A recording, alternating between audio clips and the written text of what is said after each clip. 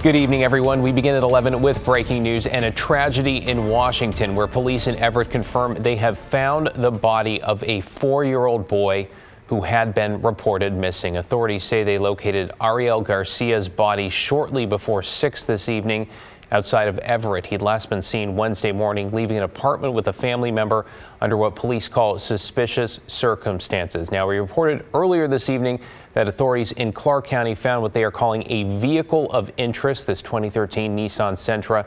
Tonight, deputies say it was recovered south of Ridgefield off Northeast 10th Avenue. No word on any suspects or arrests here. The medical examiner will determine the official cause of death. Police say Garcia's family has been notified. We will keep you updated on this as we learn more. New tonight in Clark County, the husband suspected in a murder for hire plot has been arrested again. The sheriff's office telling us they have booked James Rummel on new charges of accomplice to murder and accomplice to burglary. Investigators say Rummel came home Saturday night and found his wife Lindy shot to death and her truck stolen. They allege Rummel hired another man, Daryl Riley, to stage the burglary, then kill his wife. Riley faces murder charges. Rummel had previously been arrested on charges of making false statements to authorities. Developing tonight, a stretch of southbound I-5 remains closed to traffic in the Rose City while crews make emergency repairs. This is a live look at an ODOT cam in the area in North Portland near the split with I-405. Catherine Cook is live just off I-5. Catherine, walk us through the trouble here and how long it could take to fix. Yeah, David, so ODOT tells us the issue was a bridge joint failure. And what a bridge joint is, it's the metal plate that attaches elevated parts of the freeway together. In this case, the issue was happening on I-5 South over North Greeley Avenue. That's right over by the Peapod maintenance yard. At this late hour, they are still working to make repairs happen. And as they do, traffic heading southbound on I-5 continues to be diverted to the Fremont Bridge. ODOT officials tell us they learned about the issue earlier this afternoon when drivers started complaining about bumps in the road. They say when a bridge joint fails, it can crack the concrete, as was the case today. Some concrete dropped to the ground below, basically creating a pothole for drivers. That triggered ODOT's emergency closure and repair. They tell us bridge joint failures happen fairly regularly, and there's sometimes something crews monitor for and respond to quickly. What are the dangers associated with postponing this repair? Well, we just want to make sure that this is safe, and we can't be sure that it's safe until we know that this bridge joint is functioning properly. As soon as we saw this was improperly operating, we wanted to make sure that it wasn't creating a bump in the road. It wasn't creating a safety hazard. Back live in North Portland earlier tonight, ODOT estimated repairs would take crews till about midnight to complete. It's now past 11 and they're again still out there working. So if you're going to be in this area, be prepared for traffic to be rerouted. Hopefully they'll get done soon. David, back to you. Yeah, hopefully. It's been a long evening for some folks. Thanks so much, Catherine. To get you caught up on tonight's other headlines here, Washington County Sheriff's deputies are warning about a scam they say has been popping up a lot recently. It has to do with scammers selling fake jewelry and watches on the side of the highway and on ramps. Authorities say the scammers are driving higher-end rental vehicles. Their MO, they'll flag down other drivers to stop, claiming often aggressively to need money for gas to get home. In exchange, they offer the jewelry that has little to no value. Deputies say they're trying to find the people responsible. You can report any incidents like this to the Washington County non-emergency line. A Salem man is in jail facing federal charges in connection with a rash of mail thefts that's gone on, authorities say, for nearly 2 years. 33-year-old Ross Sirzaga was arrested earlier this week at a southeast Salem apartment.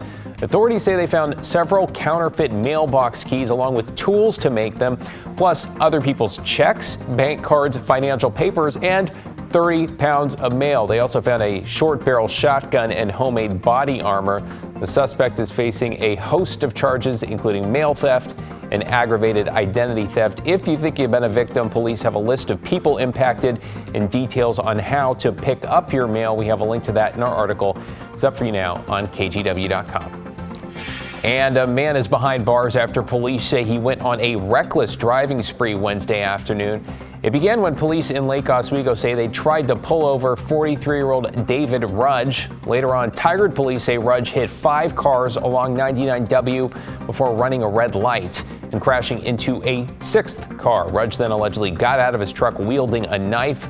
An off-duty officer and other witnesses were able to hold him until police arrived. He's now facing a slew of charges, including vehicular assault. 2 people there were hospitalized with minor injuries.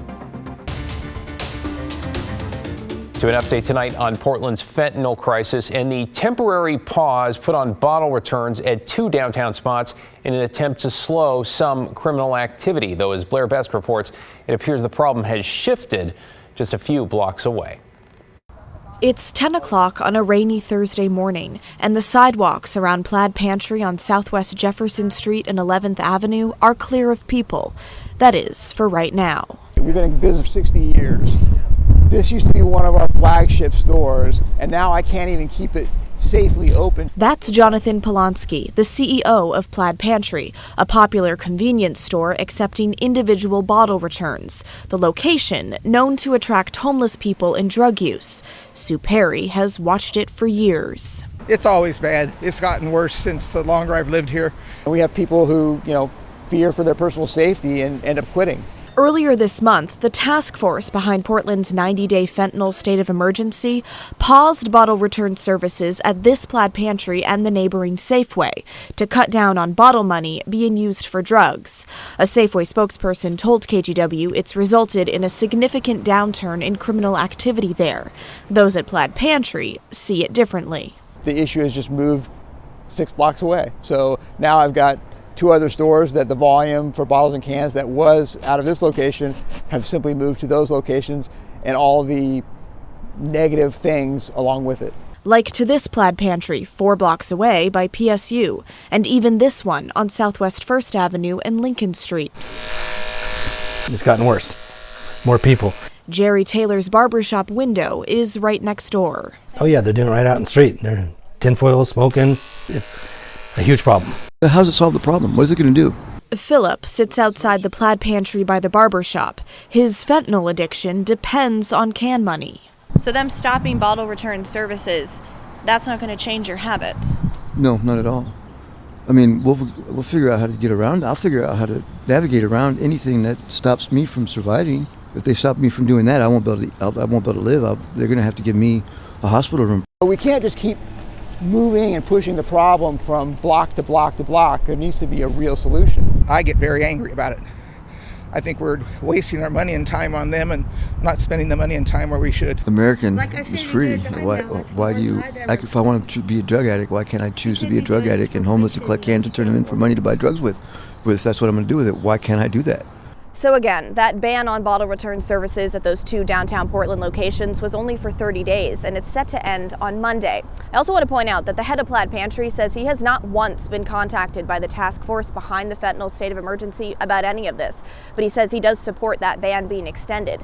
But what he really wants to see is Plaid Pantry only accept bottles during the day instead of 24/7. And he says if that doesn't work, he's even considering closing the Jefferson Street location once its lease is up in 4 years. Blair Best, KGW News. In Southern Oregon, a church has won its court battle to keep feeding people who are hungry after the city of Brookings tried to limit its work. St. Timothy's Episcopal had been serving meals 6 days a week when it came up against a new city ordinance that required a permit to do so. In the decision, a federal judge wrote that the city cannot impose land use regulations that make it difficult for church members to perform their religious duties. I think that's an infringement upon our religion for you to limit the number of days that we can feed people, because for us, that's the way we express our faith, is through caring for people who are on the margins, especially people who are hungry. Well, the church is still fighting an abatement from the city to stop shower and advocacy services the city says attracts homeless people to that neighborhood. You're watching KGW.